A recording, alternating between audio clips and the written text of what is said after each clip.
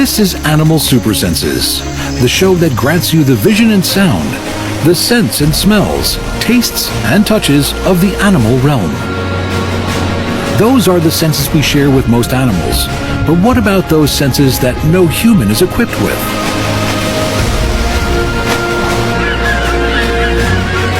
Some animals seem to have superhuman senses, powers that can detect magnetic fields, electrical fields, and infrared radiation. Yes, there's a whole spectrum of information out there that just passes us ordinary humans by. We need special technology to register and measure them, whereas some animals come with their own biological equipment just for that purpose. Welcome to the arena of superhuman animal supersenses.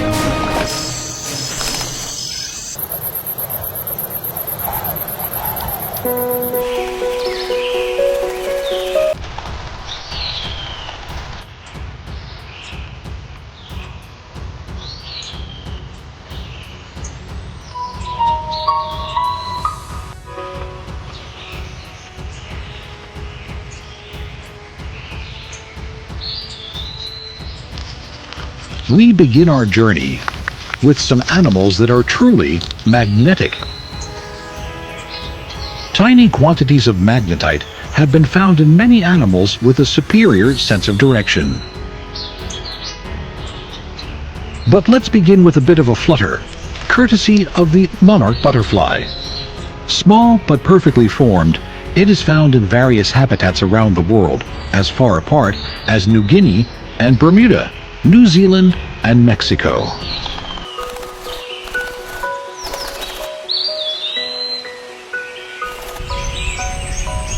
Those found in the eastern U.S. and southeast Canada spend the summer months there before flying south for winter to a single mountainous spot in central Mexico.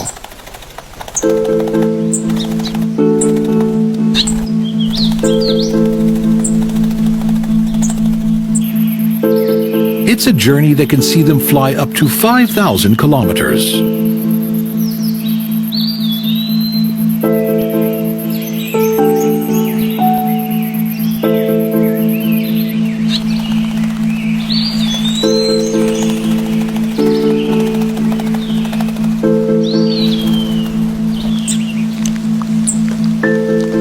The second and third generation monarch butterflies return in the spring. But how do they know their way home, or indeed find their way south in the first place?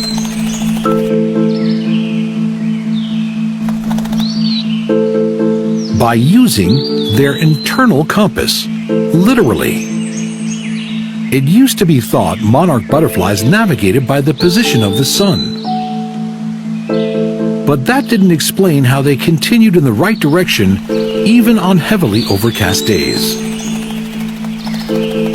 Not only that, but to adjust for changes in location when they are literally blown off course. The butterflies must be able to set and reset their internal compass based on their current location.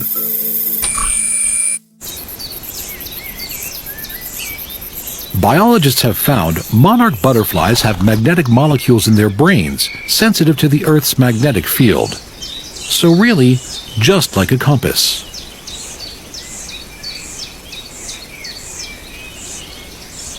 They use these in combination with the sun's position to make their epic journeys.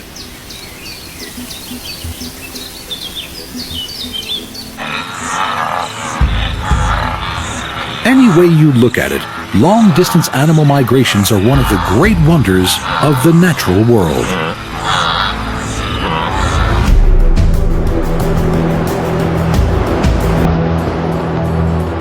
And nowhere more so than the marine environment, where migratory patterns can reach amazing magnitude.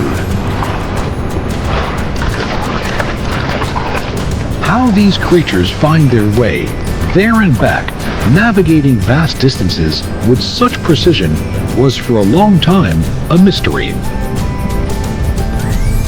A riddle of sensory and behavioral biology. Sea turtles, like the loggerhead turtle here, are among the most extraordinary navigators of the fathomless deep.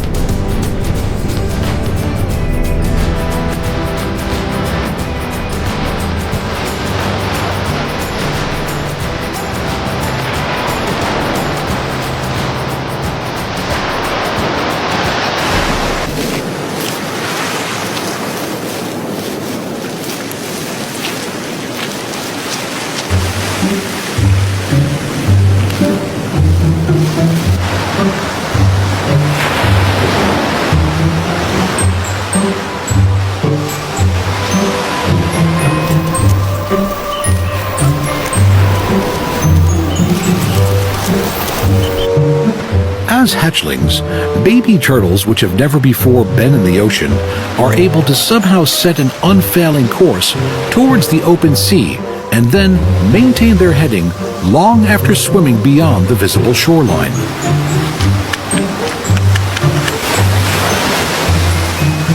Little baby hatchling loggerhead sea turtles first swim from the Florida coast eastward to the North Atlantic. Then, gradually over the course of several years, following complicated migratory paths over huge expanses of seemingly featureless ocean, then return again to the North American shores. Now, the most difficult part of open sea navigation is determining longitude or east or west position. It took human navigators centuries of long-distance voyages to figure out how to do that. But luckily, loggerhead turtles pick up on magnetic signals in order to determine their position, both east-west and north-south. As adults, they retain these phenomenal navigational skills, which guide them as they migrate between specific feeding areas and nesting beaches.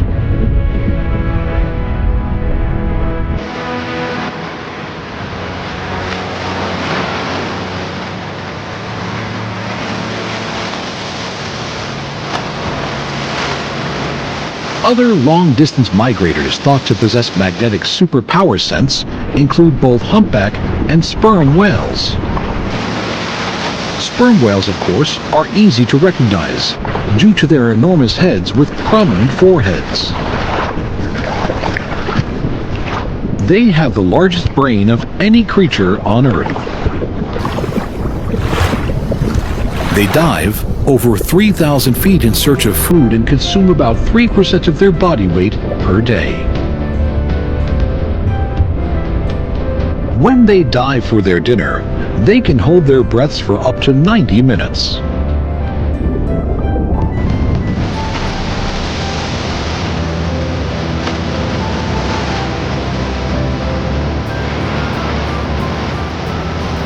Female sperm whales and calves remain in tropical or subtropical waters the whole year round and apparently practice communal childcare.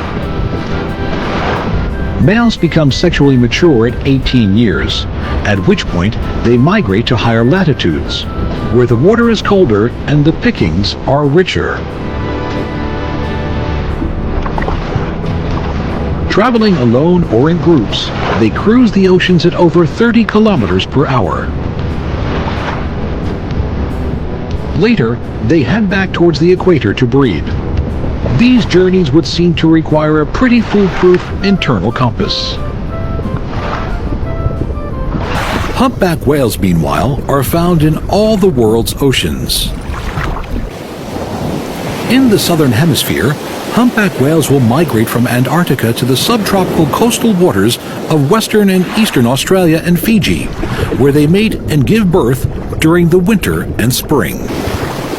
Northern humpback whales, on the other hand, find their way from Alaska to Hawaii, swimming in a straight line. We're talking journeys that are thousands of kilometers long. How do they do it? One theory is they have a unique guidance system, utilizing a combination of solar and magnetic navigation. This hypothesis comes in part from mass strandings of whales, thought to be affected by solar activity causing disturbances to the Earth's magnetic field, and the fact that small quantities of magnetite have been found in the brains of humpback whales.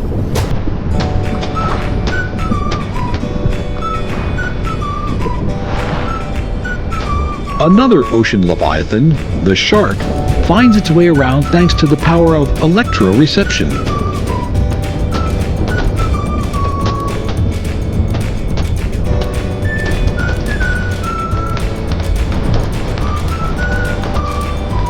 In fact, every type of shark breed has electrical sensors in their nose and heads, named after a 17th century man of science called Stefano Lorenzini.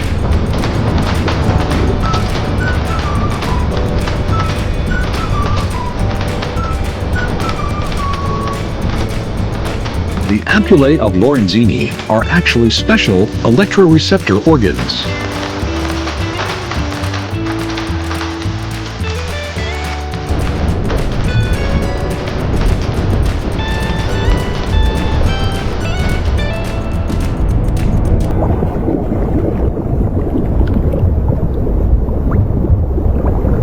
Though named almost 350 years ago, it was only in the 1960s where Dutch scientists were able to identify the main function of Lorenzini's ampullae, electroreceptivity.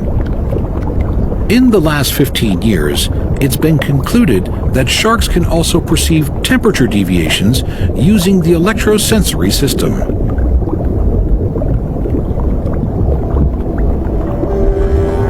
When a fish swims through the water, it generates an electric field which is detected by the sharks.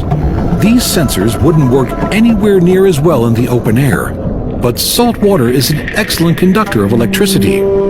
Even a stingray, hidden beneath the sand, is not safe from the sensors of a hammerhead shark. So, while its name might suggest anything but refinement, the hammerhead shark, as seen here, does have a very refined sense of electroreception.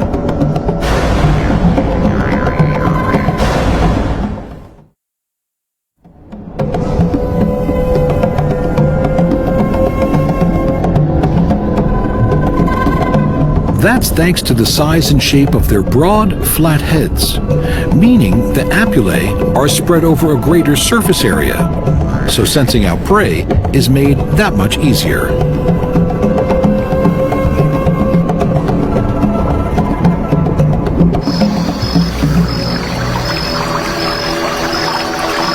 And now, to an animal that's an exception to the rule, and just about every other rule.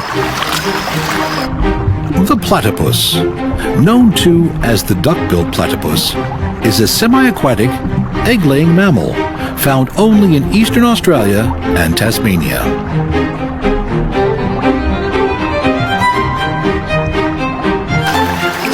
The first scientists to examine a specimen believed they were victims of some elaborate taxidermy hoax. Well, the platypus is definitely a one-off. It has a duck bill and webbed feet, a beaver tail, and the body shape and fur of an otter.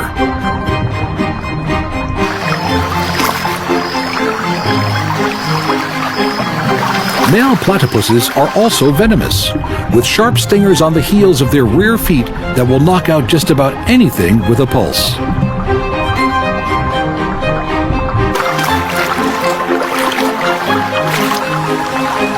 These Australian mammals are bottom feeders that will hunt underwater. In spite of their mishmash of physique, they make surprisingly graceful swimmers. They paddle with their front webbed feet and steer with their hind legs and that beaver-like tail.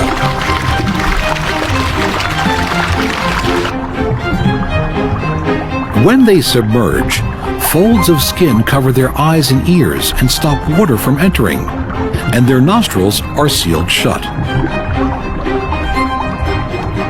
The platypus can remain underwater for a minute or two at a time, using its sensitive duck bill to find food.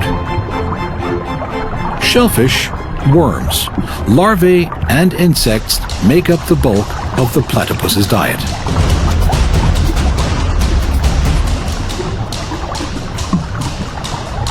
These consumables are stored in pouches in the platypus's cheeks. When they come to the surface, they mash everything up and eat it, using the bits of gravel to help them chew their food. Well, after all, it's not like they have teeth. But if their eyes and nostrils are closed underwater, then how do they manage to sense potential food when it's around? The answer can be found on its duck-like bill. Each and every platypus bill contains around 40,000 electroreceptors arranged in rows. Electrical impulses alert the platypus to objects underwater.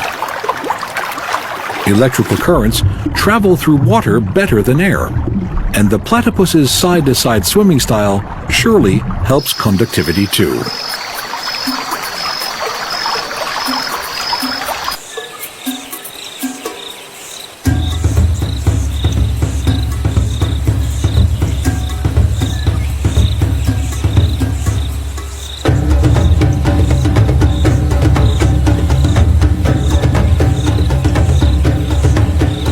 Let's head back to dry land, to the forests and woodlands of either Papua New Guinea or Australia.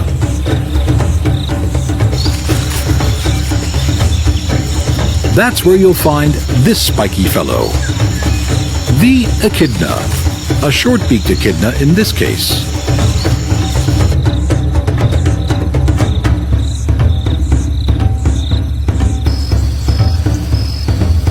Sometimes known as spiny anteaters, the echidna is, like the platypus, an egg-laying mammal.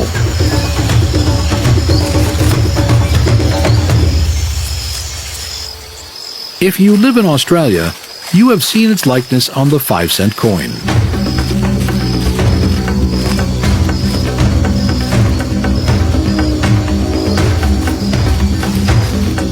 But unlike the platypus, the spiny anteater spends all its time on dry land, giving it the distinction of being the world's only terrestrial egg-laying mammal.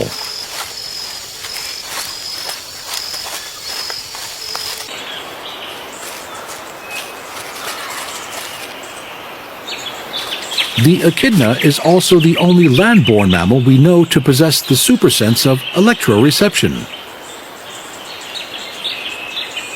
Put simply, hundreds of receptors concentrated in the tip of the snout allow it to pick up on natural electrical stimuli. This is particularly useful when it comes to hunting for buried prey. The short-beaked echidna, as seen here, uses those electroreceptors to pick up on the movements of ants and termites.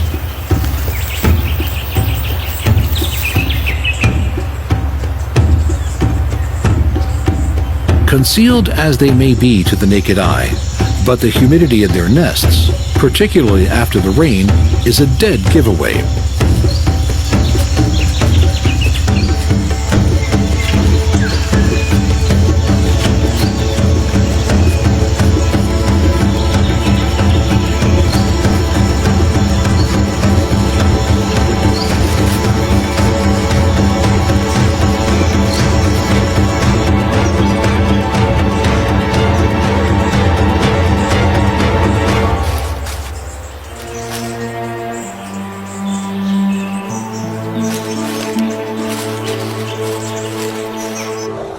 And now, from curious egg-laying animals to a creature that most of us would probably pass by without a second thought, given the opportunity. We speak now of the dung beetle. Not the most glamorous of creations, this humble insect is actually remarkable in several ways. Okay, let's deal with their diet first.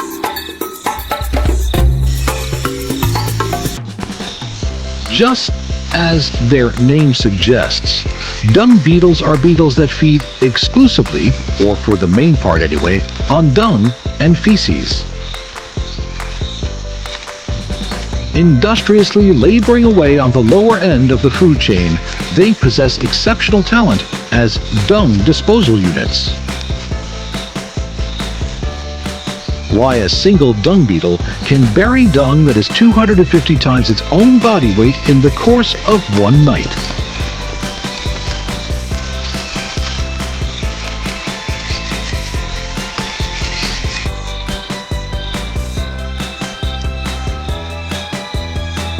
because this critter does a lot more than just live up to its name. It calls to mind something the writer and wit Oscar Wilde once said: "We are all in the gutter, but some of us are looking at the stars." Well, as it turns out, the dung beetle is looking at the stars.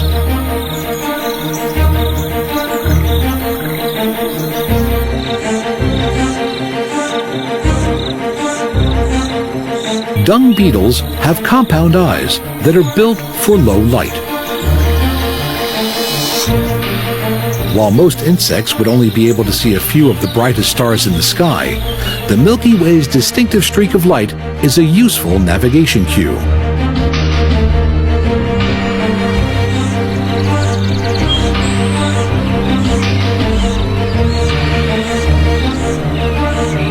It has been deduced already that dung beetles use polarized moonlight to walk backwards in a straight line.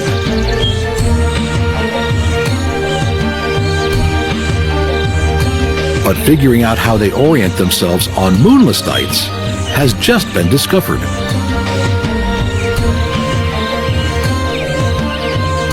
Scientists tested the idea that dung beetles exploit the starry sky for orientation.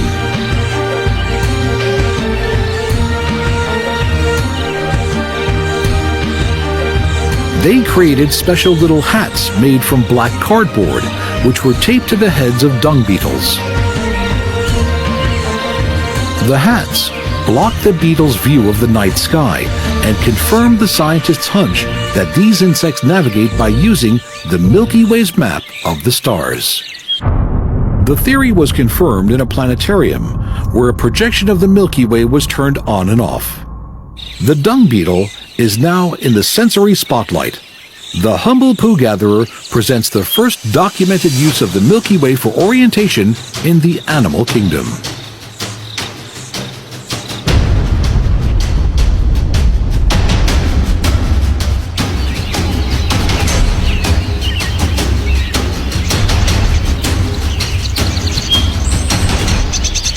A sunset is a thing of beauty, but it's more than that for songbirds. Recent research in two songbird species, Swainson's thrushes and gray-cheeked thrushes, has demonstrated that.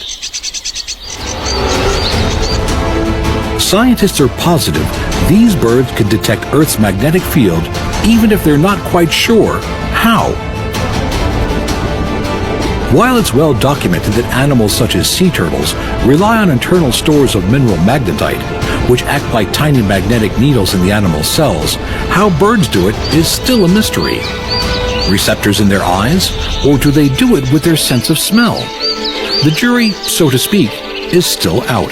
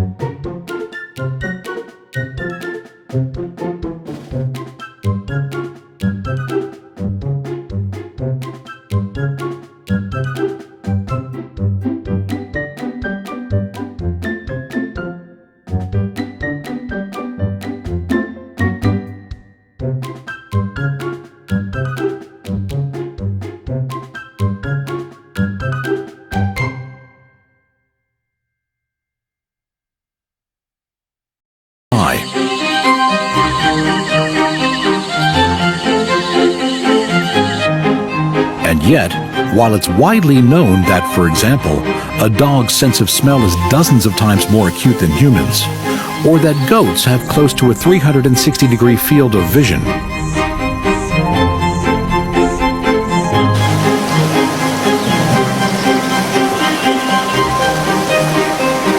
there is a kind of sixth sense that some animals have which still defies explanation. Call it extrasensory perception. Animal abilities we can't entirely explain, but which leave us wondering and in awe.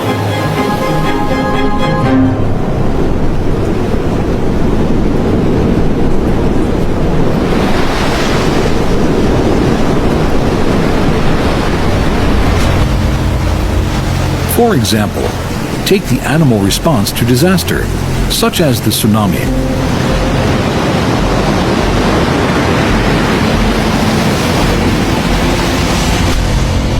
Tragically, the tidal wave killed over 200,000 people, but the animal population was comparatively unscathed.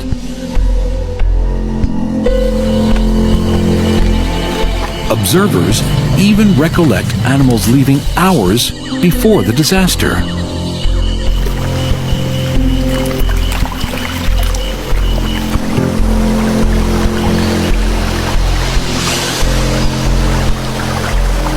How did they know?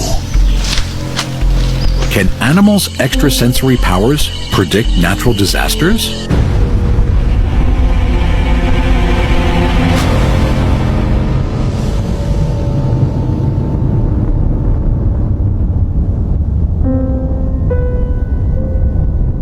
Do animals have a kind of extrasensory perception or sixth sense that alerts them to danger?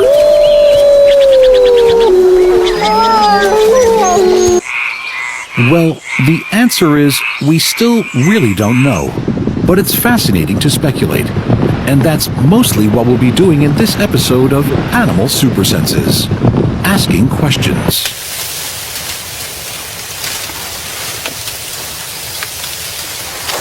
The tsunami of 2004. In the hours before the tsunami hit, there are reports that at elephant camps, the large mammals were becoming agitated. They trumpeted loudly, what may have been elephantine distress calls. Many even managed to break free from their camps, presumably to head for higher ground. Just hours later, disaster.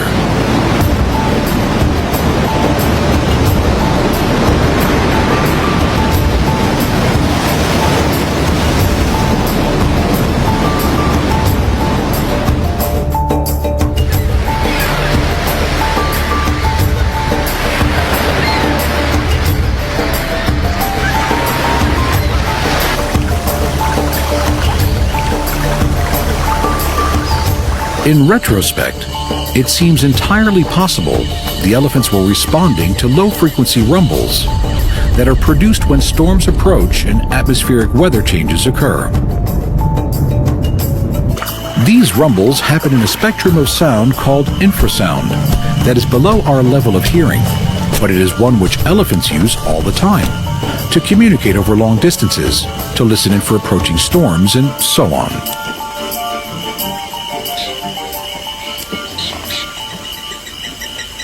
Infrasound can travel vast distances through ground, air, and water. It can be generated by wind and thunder, volcanoes, earthquakes, and huge movements of water. Scientists think that elephants feel these vibrations through their trunks or even their feet. So the next time you see an elephant with its trunk to the ground, just think it may not be sniffing the terrain, but making a trunk call.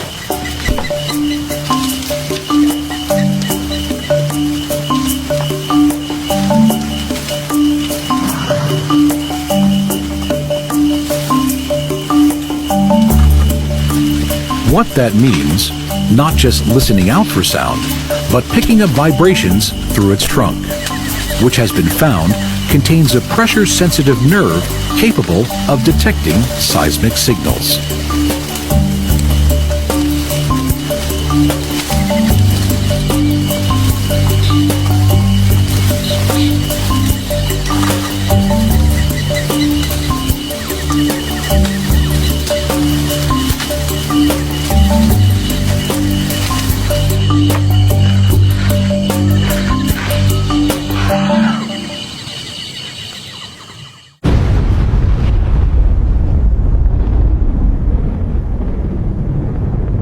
Meanwhile, you might think, wouldn't it be great if humans had the ability to use infrasound to detect natural phenomena like hurricanes, earthquakes, volcanic activity, and tsunamis?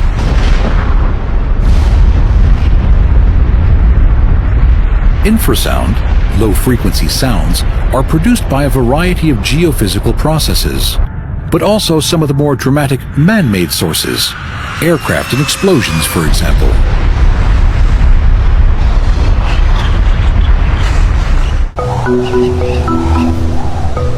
In the United States, the National Oceanic and Atmospheric Administration, or NOAA, are currently developing highly sophisticated instruments to detect and monitor these kinds of extreme events. Naturally, those kinds of instruments all cost a small fortune to do what elephants do naturally, without even making that big of a deal about it.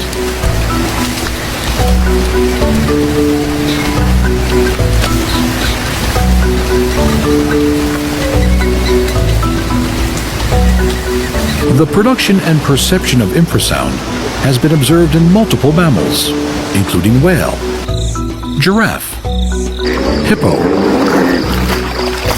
and rhino. We can assume that some animals are influenced by environmental changes that can occur before a natural calamity.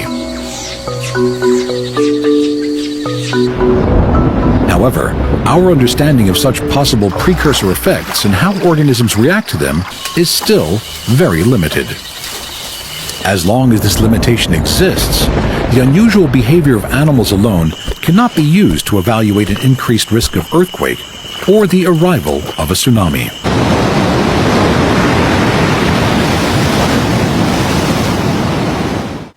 But there seem to be other cues which animals tune into, far beyond the reach of the normal sensory package. If it's something in the air, then we're probably going to be way down on the species list before we sense it.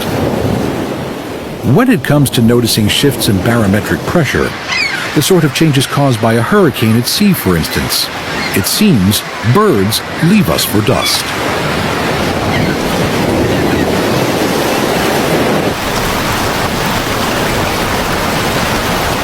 Seagulls in particular seem to know when to seek shelter from the storm.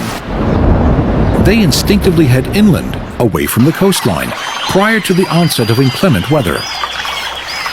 It is believed they sense changes in the air pressure and know just when it's time to hightail it out of there. Some birds just seem to have an internal barometer about these things, literally. Migratory birds, for example, like these white-throated sparrows. These fine feathered fellas breed in Canada and New England, but when the winter comes to call, they migrate to warmer spots in the southern and eastern United States.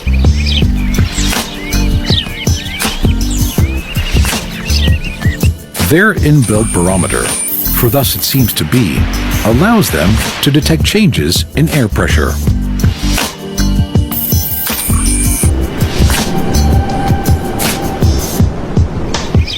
Some birds' abilities to detect an approaching storm can determine exactly when a large flock leaves for a long flight.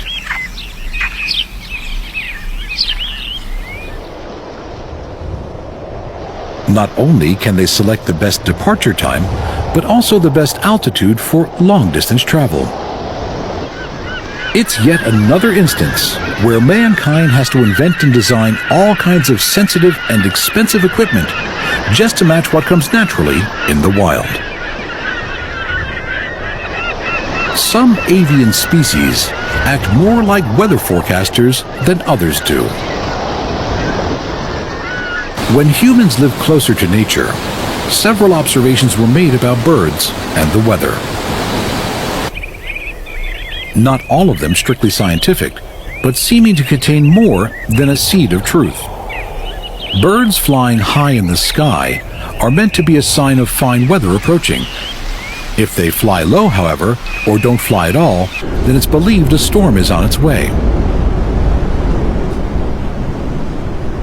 But then on the one hand, Some say birds become noisier as bad weather approaches, while on the other, there are those who will swear birds become abnormally quiet before a storm.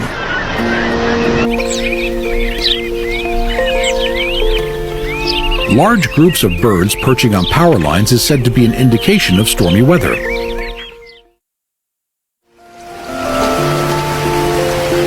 Another widely held belief is that if birds feed during the rain, it means the rain will last a long time. If they don't come out to feed, then the rain will end soon.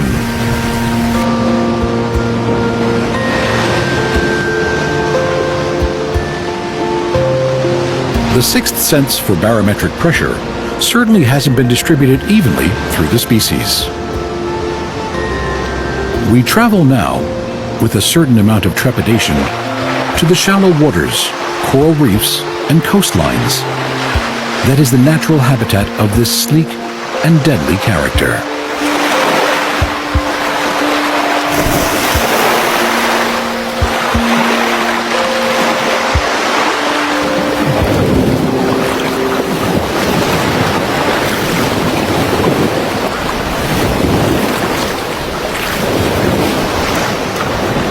It is the blacktip shark, and it too has a similar uncanny ability to feel things, but it is not so much in the air as in the water.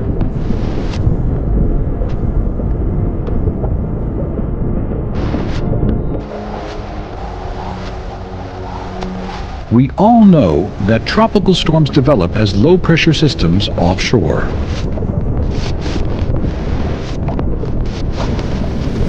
How do sharks respond to the pressure of an approaching tropical storm?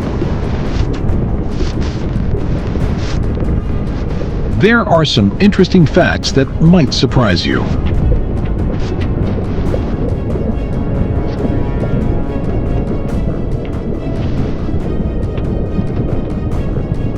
In 2001, Tropical Storm Gabrielle made landfall in central Florida.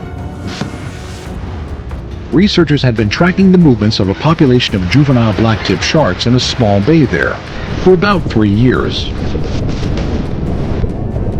Blacktip sharks were typically resident in this bay for 6 to 8 months during the summer before swimming south for the winter. The research corroborated that the blacktips typically did not leave the area until migration time, and definitely not in large groups.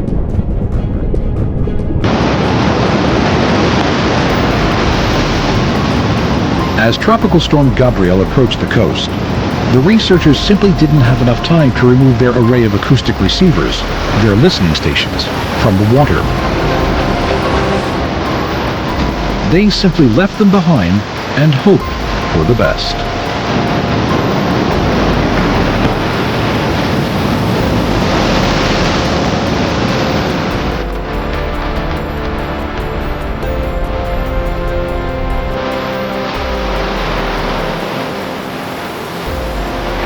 Fortunately, the equipment was still intact after the storm, and when researchers downloaded the data a little while later, they discovered something amazing.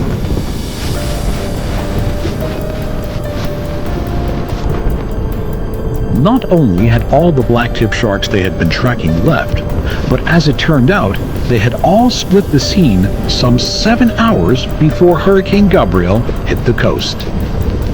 The almost inescapable conclusion was that the sharks responded to the decrease in barometric air pressure that precedes such a big storm, and made for the open seas.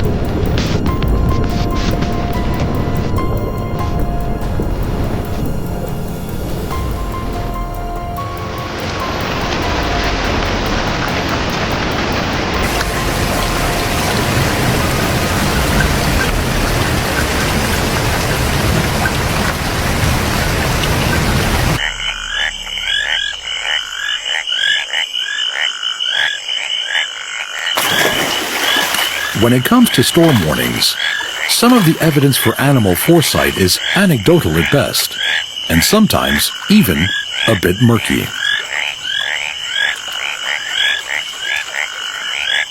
The most commonly repeated of these tales is that of amphibians, namely frogs and toads, who are reputed to croak louder before rainfall.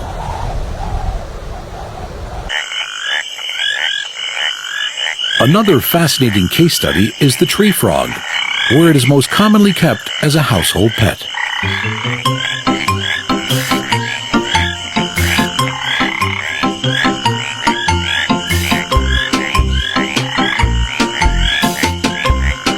Tree frog pets are most commonly kept in a big glass jar with a ladder running up to the lid.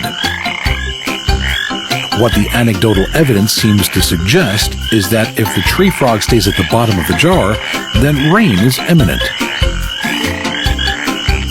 If, on the other hand, the little green chap climbs up the ladder, then the higher he goes, the better the weather will be. Meanwhile, back in the wild, green tree frogs are sometimes known as rain frogs. They are so named because their call is said to be the loudest at the onset of stormy weather.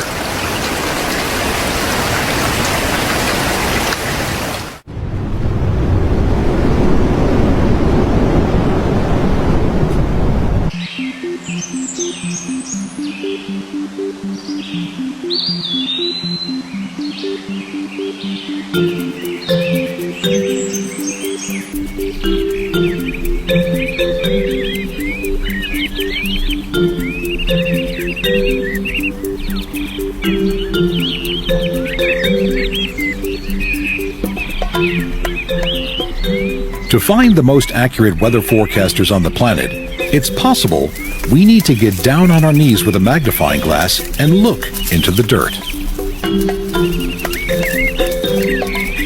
Again, this observable phenomena still doesn't exactly come under the heading of scientific fact. But could it be that ants are the most reliable weather forecasters on Earth? Any definitive conclusions will have to wait until all the research is in. But keen observers have noted that when ants build steep mound sides to their nests, it seems to be an indication that rains are on their way. With the approach of inclement weather, ants have been witnessed carrying out extra industrious labor, working furiously, more furiously than usual, to either build and move into new nests or fix up and clean their existing nests.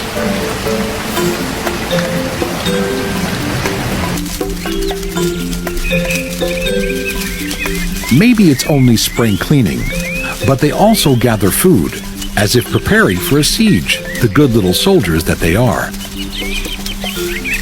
But how do they know without being able to utilize some type of extrasensory perception or insects' sixth sense? Even the most accurate scientific research still doesn't have a good answer for that.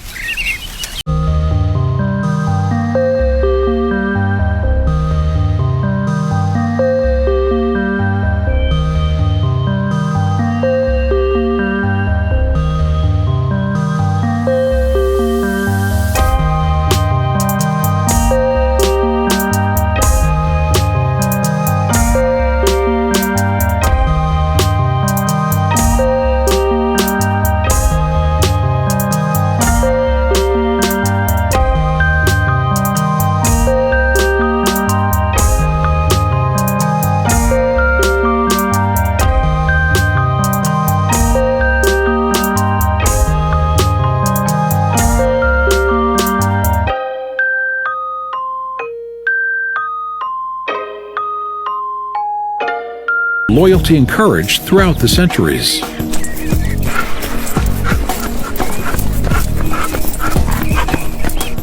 They can also be trained as canine detectives, able to sniff out everything from narcotics to termites, concealed explosive devices, to people trapped under rubble.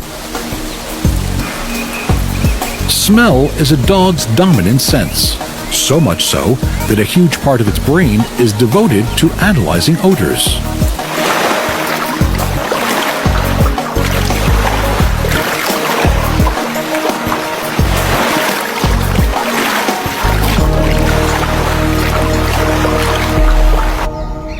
Dogs have two giant olfactory bulbs attached to the brain, which decode every smell they encounter.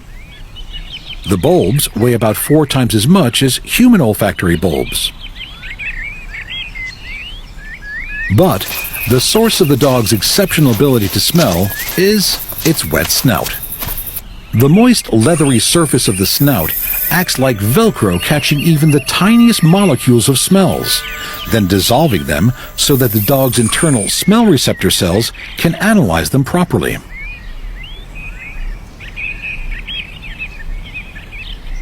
To keep his nose wet, a dog